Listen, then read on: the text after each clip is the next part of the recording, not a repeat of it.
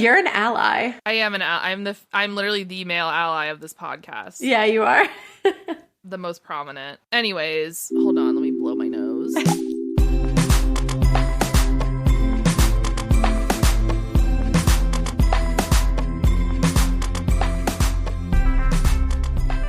Welcome back, folks. We are here at Baywatch. We're ready to go. This is Dina. I'm here with Will and Rach. Hello. Yo. And we have got another action-packed ep of recapping HOSAB for you today. We are getting into the thick of it. There's action upon action. There's banter upon banter. Mm-hmm. What more could a girl want? Nothing. So with that, I think, Rach, I'm going to pass it to you to lead us through the territories of Crescent City. Wow. Okay. Well, Rune and Bryce out and about having a wee chat. So cute that they're pals now. I know. It's so sweet. They're on a little sibling walk. And Bryce is basically like, wait, Rune, do you think that there might be like a Massiverse or something? Basically, out of nowhere. She says, quote, "There's that dumb prophecy that the Fae have. When knife and sword are reunited, so shall our people be. You have the star sword." I'm so glad you brought this up. What if there's a knife for me? What if there's a knife out there for me? I don't know, just asking.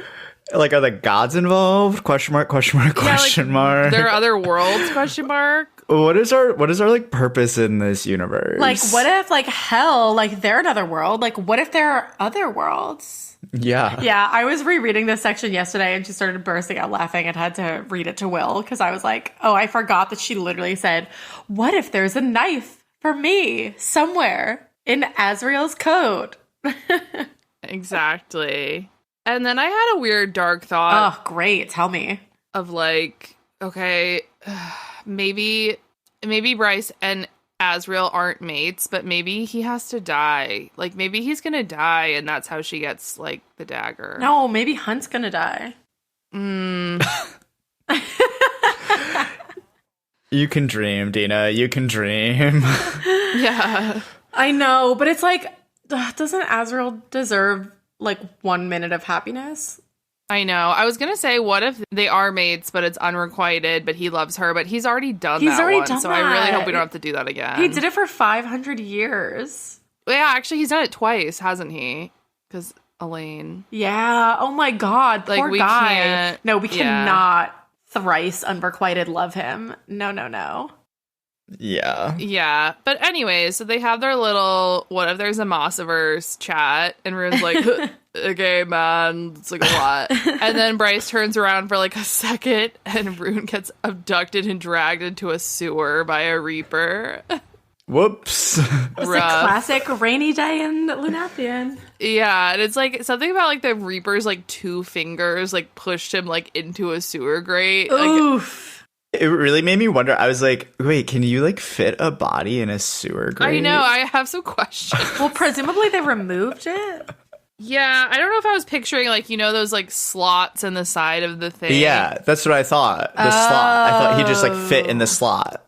Like a mail. He's like a piece of mail going in the door, you know? Right. I'm a little unclear about it, but I just kind of go with it. I don't know. Right. Yeah. Ugh, and his fingers ended in cracked, jagged nails, which really just gives me the ick. He needs to go to that nail salon from I know. One. Like, everybody keeps giving Bryce shit for her nails, and it's like these Reapers are not taking care of theirs, so. Exactly. And so he gets dragged into a sewer. Bryce goes swimming in after him. I'm just fucking puking everywhere, but we're not going to think about it too much. We just can't. We're not. Everybody is there's always a sewer scene. Like, somebody's always in a sewer. Oh, she's always splashing around in a sewer, and then always afterwards, she's still hanging out drenched in her sewer clothing. Yeah. Like, after this, she's, like, snuggling up to Hunt after this scene, and she hasn't fucking showered Right, yet. it's like, can we schedule our debrief for post-shower? Like, let's just switch up the itinerary a little bit here. Yeah, it's foul. She's foul. It's very foul. So then, cut to, Rune is sort of drifting around in his subconscious, and who shows up but Agent Daybright. Wow. And she's like, wake up, wake up, wake up. Somehow she was alerted to his peril and found him in his mind. Her voice echoed from above, from below, from within his bones. Hot. Yeah. And he's like, your voice sounds familiar. Yeah. And she's like, no, it doesn't. No, it doesn't. But also love that they're immediately trauma bonding. Like, this is great for their relationship. I love it. We're escalating. This is really just Love is Blind in Lunathia. Yes. But way better. Wow, that's so true. They're in the pods of their minds. Right. Yeah. They're in their mind pods. They're mind pods. I love Night and Day. Let me just say it now. I love them. Oh, me too. And Night and Day is one of my favorite falling asleep selections. Oh. Oh, like you select for chapters. Yeah. I with have Night and them. I Day. have them bookmarked with like a little note. No, that makes so much sense. It's so like soothing and like cozy, and they're like in this like secret space, and like we'll get to like their like little velvet couches and stuff they have later. Exactly. Yeah. Also, like just saying it now, we will discuss it, but Lydia is very Aelin coded, and that in and of itself is very cozy, comforting. Yeah. Yeah, we love it. So Bryce swims in the sewer after him. Again, I don't know where they are, like in the sewer. I don't wish to know, so we're going to glaze over it. But she goes after him. She finds 5 Reapers kind of holding onto an unconscious rune. And they're like, we have a message. And she's like, oh, for fuck's sake, like, what's your message? Right. Like, they could have sent a cute otter. Why did they have to? I know, send otter mail. Right. Apollyon, Prince of the Pit, is ready to strike. Right, on whose side? I know, I don't fucking get it. Wait, didn't he just talk to Hun? He just talked to Hunt, allegedly, but I don't know, is there Who a the fuck fake knows anymore? Apollyon? I don't know. It's so confusing. Or was he just not, was he like, okay, Hunt was not receptive to my message, I'll try something else? Yeah, but they're saying the Prince of the Pit wants a worthy opponent this time, one who will not break so easily as Prince Peleus did so long ago. He insists on facing you, Starborn, at your full power. So this is like, okay, he's going to square off against her? I'm so confused. Yeah. Also, wait, we don't find out, because we do find out at some point that the Underking had something to do with something, but I don't know if it was this. We get to that later. Sure. We get to that later. Correct. Yeah, the Underking has something to do with something. Yes. I think that's a safe assumption. And then they say the Prince of the Pit already hunts through the Bone Quarters Mist to find the other one who might be his worthy opponent or his greatest weapon. And then Bryce goes on to assume that they're talking about Emil. Yeah. But probably Who are they not. talking about? Who are they talking about? We don't know. I don't think we know. But who's in the bone? Oh, man, guys. Yeah, it's confusing. Will doesn't care. Will doesn't give a shit. It's like so hard. There's so many things. I just assumed it was Emil. It didn't even occur to me that wasn't true. I'm like not well prepped for misdirection. I think I just like follow the misdirection every single time. I mean, I do too, like my first 18 reads, but Yeah, same. Yeah, so I don't know. I don't know what's going on. I don't know. I'm just saying this, and hopefully we're gonna find out eventually. Yeah, please God. And anyways, Cormac teleports in. Cute. And he starts cute. And he starts grabbing Reapers, and apparently what he's doing is he's like winnowing up like half a mile above the river and just like dropping them. That's actually so funny. Yeah. So yeah, Cormac is teleporting the Reapers one by one and dropping them in the middle of the sky. And then he's like, use your fucking light at Bryce. And so Bryce is like, oh shit, yeah, I have this. Like, I forgot. I'm like a superhero. Like, I'm actually very powerful. So then she like blasts them with her light, ? But then she gets the sword. Yeah, she blasts them with her light. They hate it. Cormac like grabs Rune and disappears with him, but then like throws her the sword. Yeah, and she can tell that they're like terrified of the sword, and so she swipes up at one of them, which LOL, she's like, oh, my form is so bad here. Randall would be like so embarrassed of me, but whatever. She makes the Reaper bleed, Right. And supposedly, like, they're already dead, so, like, not killable, and, like, you can't wound them, and that's their whole power. But apparently the Star Sword can. Yeah, she, like, supercharges it. Which is a huge discovery. Level up, etc., etc. And it, like, glows, right, doesn't it? Like, when she touches it, this is why she has kind of been scared of touching it or going near it the whole time, because whenever she does, it, like, glows with the same kind of star power. And I don't think it does that when Rune touches it, so she's trying to, manage his sweet little male ego and not touch it, because it definitely, like, does a whole power thing. Yeah, and she's kind of, like, pretty jacked up, and she's, like, stabbing the Reaper or whatever, and she's like, nothing had ever felt so right. So it seems like girlfriend's sword is her sword, but whatever. Yeah, maybe he gets the knife. Yeah. She can have the sword. Yeah, there's a moment where it's like she has it in a white-knuckled grip as if her hand refused to let it go. Yeah, like calls to like, or whatever the fuck. Like calls to like. We haven't gotten that yet in this book 800 times. Anyways, so they get away. And importantly, now Bryce and Rune know that Cormac can fucking teleport, aka Winnow. Yeah, and so Bryce is like, you have to teach me. The other thing is, like, she's, like, horrified about how good her sword was. I feel like for, like, the rest, like, for several chapters, she's like, and I just, like, don't understand. I, like, killed this undead thing, and it's, like, terrifying. Well, you live in a magical world. There are magical objects. That seems great. Yeah. Like, would you wish it didn't do that? Like, it's fine. Yeah, take your win. Okay, next. So we go to our favorite place. Ooh. Where? Daddy Autumn King's Yay! study. Thank God. I do want to quickly say, before we kind of get into this, we've said it before and we should probably say it again. Daddy Autumn King is both a physically and mentally, emotionally abusive man. Yeah. But so, you know, in the real world, would we be like, ooh, is there something more? No. Okay, of course. We'd be like, shut it down. No, sir. No. But right. I just want to say, you know, I don't know if we're being a little, I don't want to, the last thing I would want to do is come off insensitive, famously, okay? Mm-hmm. Why are you laughing, Will? Yeah, famously. How dare you? Anyways, so I just want to say, like, yeah, okay, but we're kind of we're suspending disbelief about a magical star sword. We are allowed to suspend our disbelief about occasional shitty men. Right. Now, crucially, I'm going to go straight to the text for this. Thank you. I'm so glad you're doing this. I'm so glad.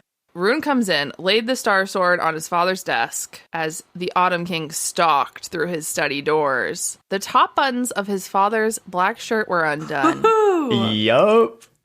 His ordinarily smooth red hair a bit out of place. Mussed up.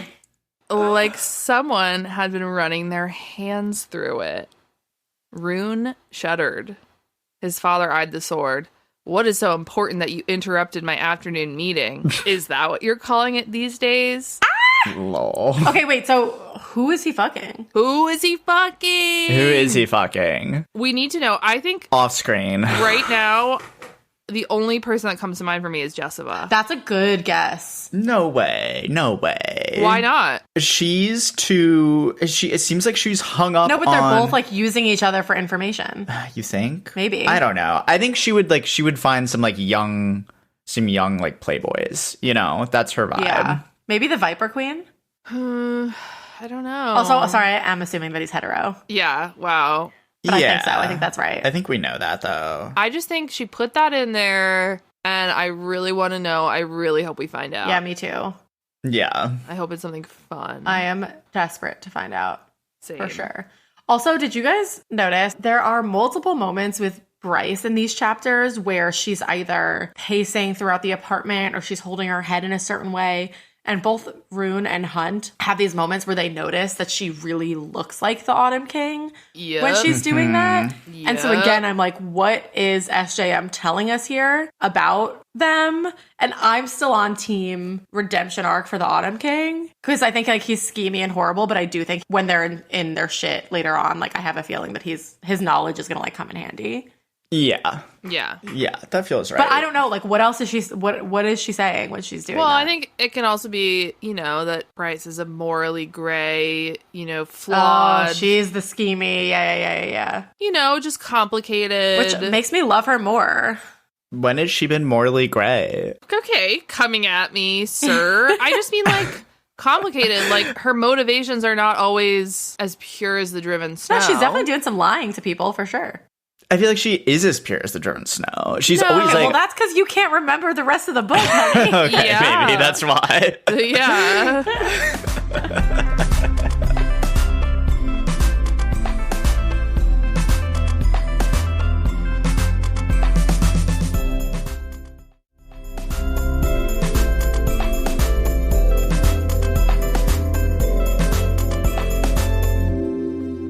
So they have a wee chat, and it is kind of funny. Which, by the way, Rune is like, oh, what's the lore behind this sword? It's like, dude, you've had it for a fucking century. I know, I was You've gonna never say. asked.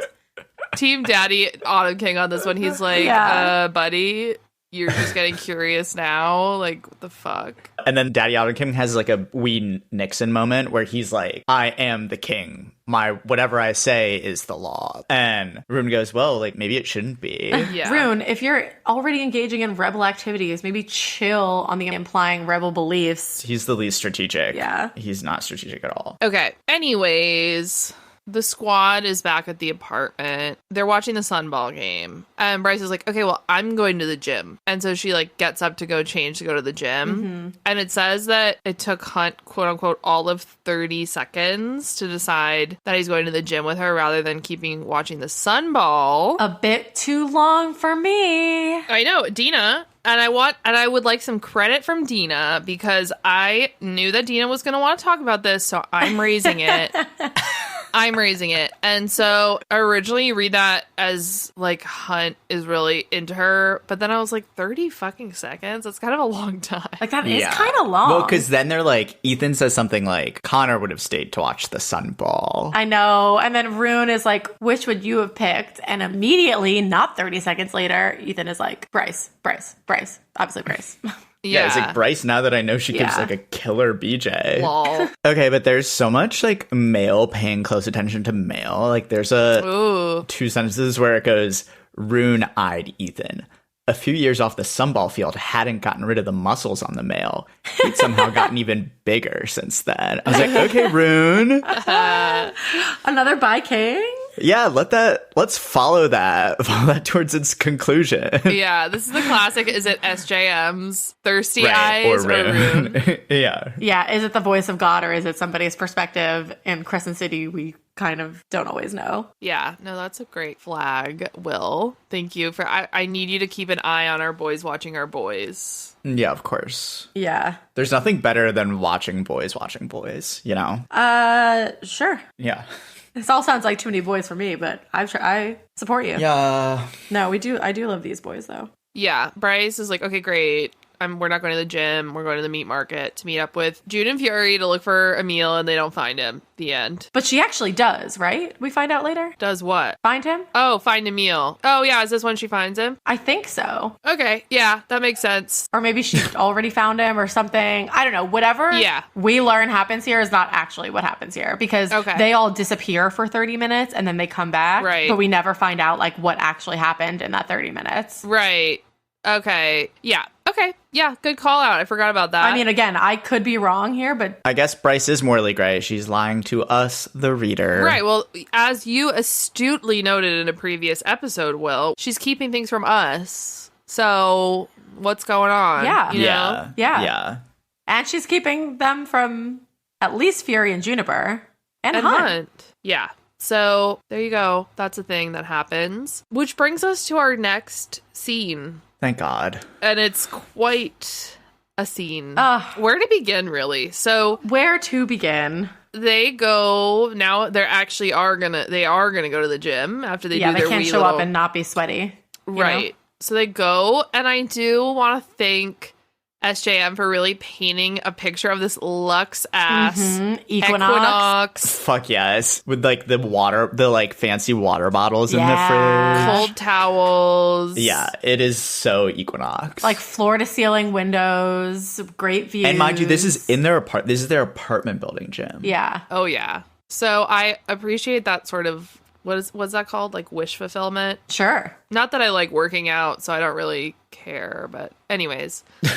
Nice setting of the scene. Anyways, they're working out, doing their bits and their bobs, and then things get a little bit racy. Oh. Things get a little, and I can't believe that I was sort of given this scene. Truly an honor. Probably my favorite scene in the whole book. Really? Who's to say? I don't know. It's up there. It's up there. Because, like, I want to take our temperature on this scene. Yeah. I definitely don't hate it. Okay. And I think some people do. Really? Because they're sweaty? Yeah. Okay, I will say, okay, so for the Christinas in the world who haven't read the book, Yeah, lay it out for us. Lay it out for us. they're working out, they're all sweaty, things take a sexual turn. Yeah, it goes from Bryce complaining about planking to Hunt lifting her up on the fancy counter. And peeling away her sweaty leggings Yep. and proceeding to go down on her. I appreciate the level of detail that showed just like how high waist the leggings are, because there's a point when it's like he peeled them and then he saw her midriff and then he saw her abdomen and then he got to her underwear, and it's like, okay, great, good to know the high-waisted Lululemon Align leggings are also in That's Crescent amazing. City. That's really funny. And okay, so they're very sweaty and they're like licking the sweat off of each other. Like Hunt's like licking sweat off her neck. I don't mind it. Yeah. I'm neither obsessed nor do I hate it. But I think some I'm people pro. feel. I'm pretty confidently pro. Yeah, See, same. this is why I fucking love this podcast. It's just, if I may say so about our own podcast, is I love when you guys I love being surprised. I love the diversity of opinion. Right, like I don't know what I would have guessed here. Yeah. You know what I mean? I actually might have guessed for each that like you'd be a little more into it and Will would be a little bit less into it, but I like where we're landing. I think this is fun. Yeah, I'm fine with it. I'm cool with it. There's just a couple funny things. There's always a couple of funny things. Yeah, there's just like a couple really funny turns of phrase that, again, if I had caught the ick with this book and didn't love it or whatever, I'd be like, "Ugh," but I just kind of like ignore it. But I need to call it check out. Yourself. Yeah, I know, because it's like if some of this was in Fourth Wing, I would be like, ew, this is a cringe festival. Okay. I do need to read a couple things. Okay, so she's on the counter. He's doing his little kissy on the ankle, kiss up. Really into the feet for sure. Spend a lot of time on the feet. Yeah. Oh, as we know. And then I think it says, like, once he's ready to really get down to business, he puts her feet up on the counter. Yeah. Oh, yeah, like it's giving gynecology appointment. I was about to say. I was like, I don't know, like, visually, if this is exactly, and I don't know if I were her, if this is exactly what I would. I do think logistically it probably did need to happen. But why not on his shoulders, at least? Oh, that's true. Why are Yeah. they up on the counter? It's like, Right. Yeah, it's highly unclear. With only a sports bra on. Yeah, that's true. Because his shoulders are broad enough that they could, you know what I mean? Right, just put him on his Yeah. shoulders or something. Jesus. Maybe like he's too tall. Like the legs wouldn't reach. Maybe. I mean, Maybe. again, when I'm just a mere, like a pedestrian listener, just a mere mortal listening to my audiobook, I'm not, I'm just going with the flow. I'm not really. Yeah. But we're engaged in literary analysis. And so No, we are, in obviously, fact, yeah. we have to dig in. And I just want to say, like, if you loved the scene and you don't want to hear me, like, sort of lightly make fun of it, then that's okay. Just, like, skip this. But, like, you want to, you will. And also, both things can be true. I will actively love the scene and actively make fun of it. Because we are complex, nuanced analysts. Of course. Exactly. And because I don't know any other way to show affection or love. Yeah, which is something, for you to maybe unpack at a different time. But so once he's finally really ready to get to the main course. Right, he puts her in the stirrups. Yeah, she's in. So has assumed the position. Right. This particular position. And he Oh God, I know. Please tell me what you're does soft gently, reverently lay a hand on her, opening her for his own personal tasting. Okay.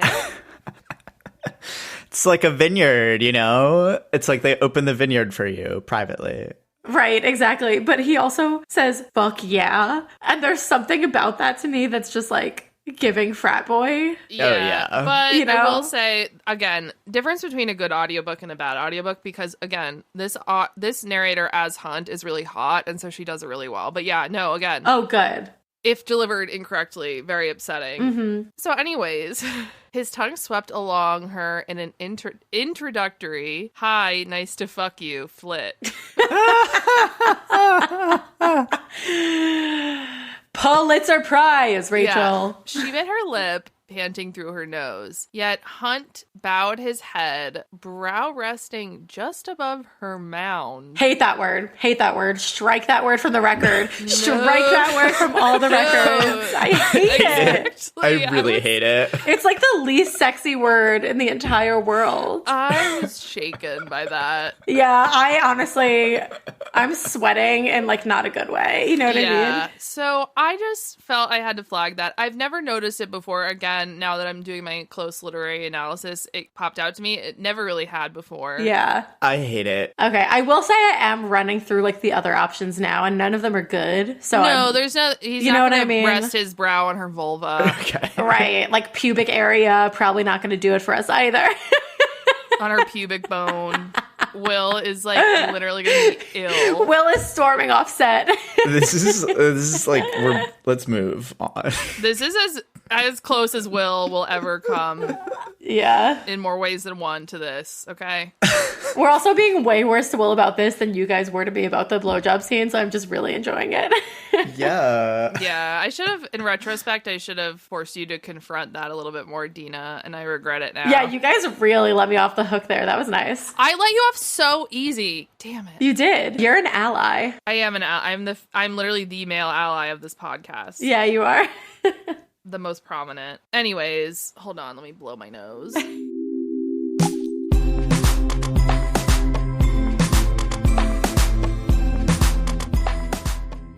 Okay, so that happens. He's going to town. He's doing this and that. We're getting a lot of CL words. Yeah, obviously, like, people are arching in the air. Oh, you know? there's a lot of arching. Yeah. I mean, CL word preferable to the fucking M word, so Yeah, that's fine by me. The M word. Woo. Okay, there's two really important things that happen. Yeah. The first is that he's doing such a good job that she accidentally blurts out that she loves him. Yeah.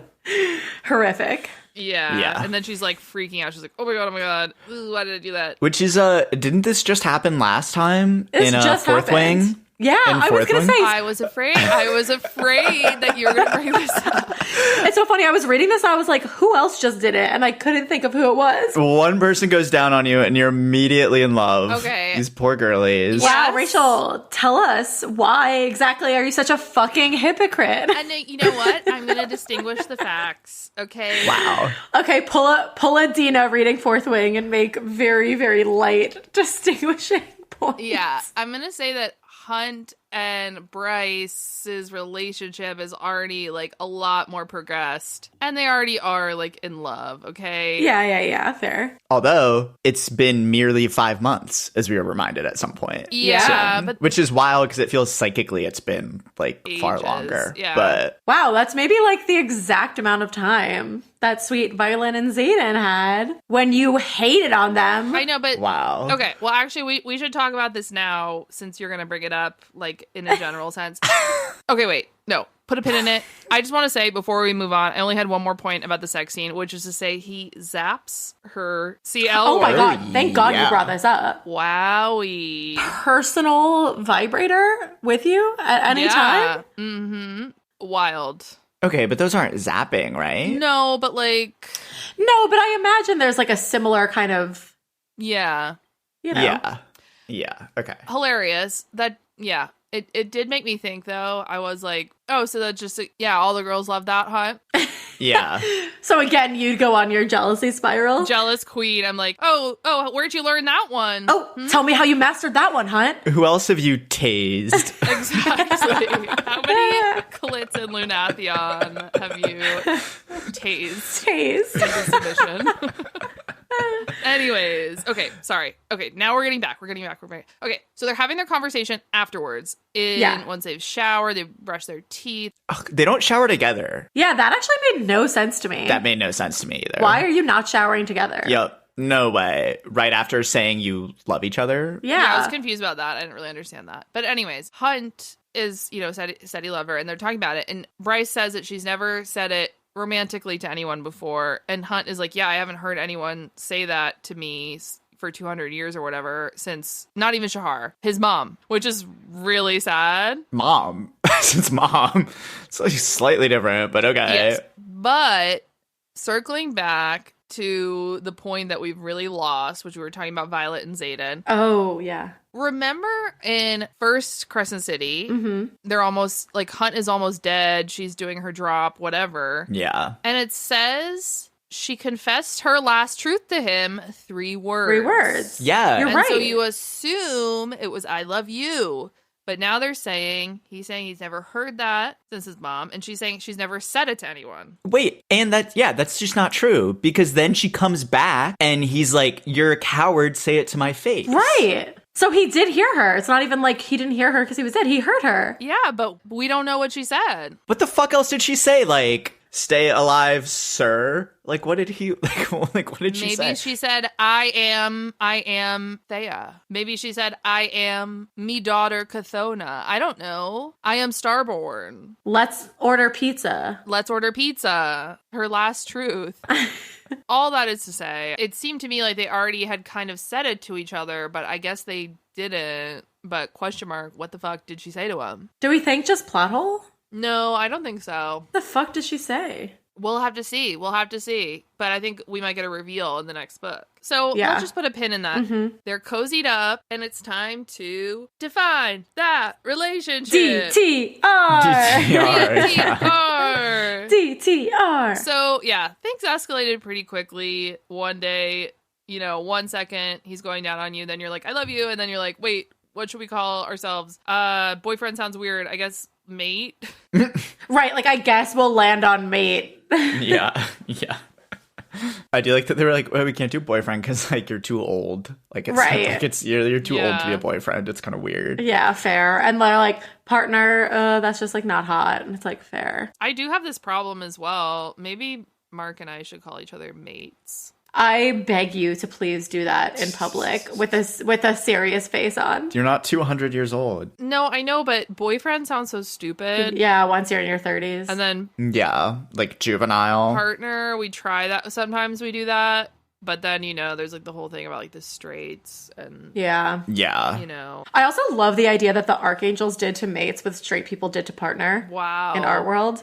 Like they just decided that like they have mates too, but they're not biological or like they're like not as intense. They just like call each other mates to like fit in with the fae. Excuse me. A lot of anti-straight propaganda.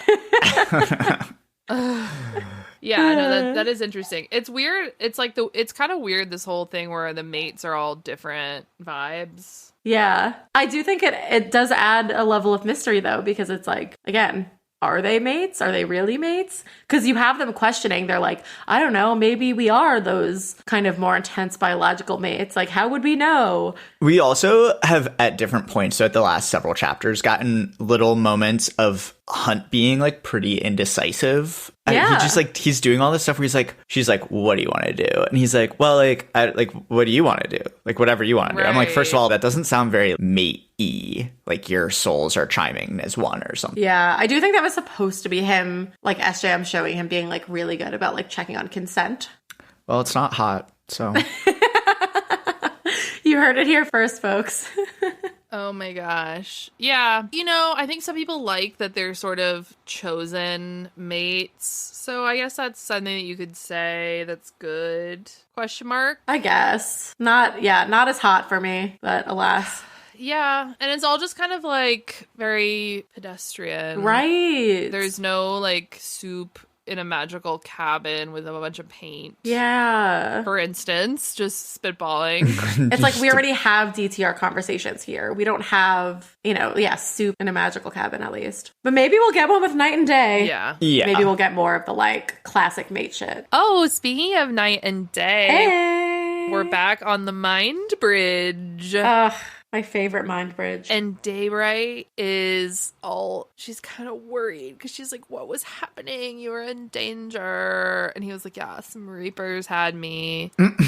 And yeah, she passes on some intel and she's like, oh yeah, the hit on the spine is a go. Yeah. And important, I think they do realize like they don't need the little gua sha crystals to communicate. They can just kind of go mind to mind now that they know where the bridge is or something. Right. Now, meanwhile, finally, we've been getting lots of little snapshots peppered in of Therion, NCIS, Crescent City, tooling around town on his little wave skimmer. With his blue windbreaker. Yeah, and like this C plot or whatever. Yeah, the C plot with his wee pup on like a wave skimmer, in tow. Yeah. And so he and Ethan are going around, I guess because Ethan is good at smelling things. They're sniffing dead bodies. Everyone's just like, Ethan, do you want to like be my intern or something? Because everyone just is like feels bad for him. No, literally, he's doing like intern rotations with all the boys.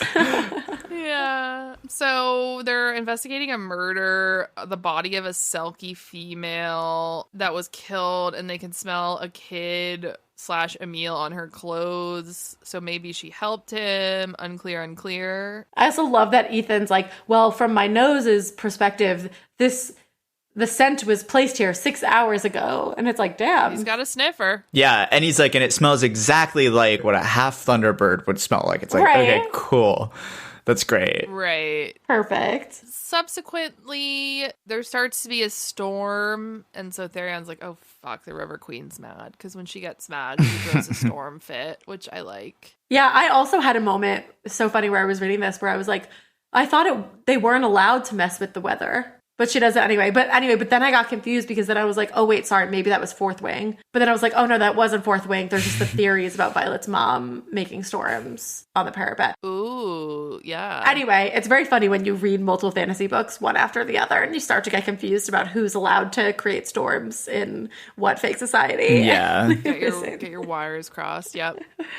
So he goes, the River Queen summons him, and he goes to see her, and she's upset because he's invited her daughter out on a date above. Right. And she's like, oh, my daughter can't do that. She gets too overwhelmed. Yeah. And then she like punishes him by like picking up, he has to go do community service and pick up trash, which is humiliating. And you get like a funny little moment where Therion is like, maybe this hierarchy is like bad because I'm being humiliated right now. Like maybe I will join the rebels. And at first I was like, lol, that's like the pettiest reason to join a rebellion ever. But then I thought about it and I was like, okay, actually, I think this is very real life. Like I think most people's motivations are not grand ideological conviction. It's very, this person did something that pissed me off. And so like, I'll join this thing just to fuck them over. I also feel like poor Therion is very much like Rune in the sense that he's just so lost and so stuck, right? And he's like tied into this kind of contract with the daughter. Yes.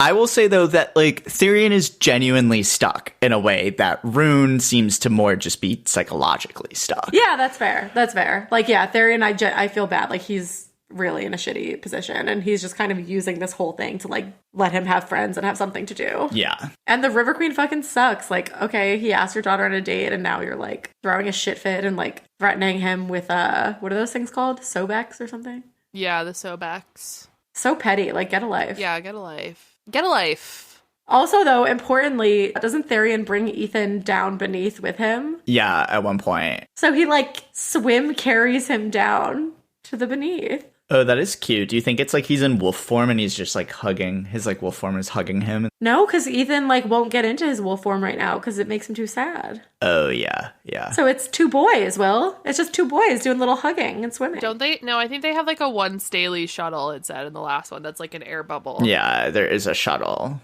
I think there is a shuttle. But I would love to think it's just the two of them. Yeah, I think it's there just swimming. How do we know the shuttle was on time? How do we know what time the shuttle is? It's true. We don't know. I think it was just two little boys swimming together. Yeah, that's cute. Maybe Ethan's on his back, you know?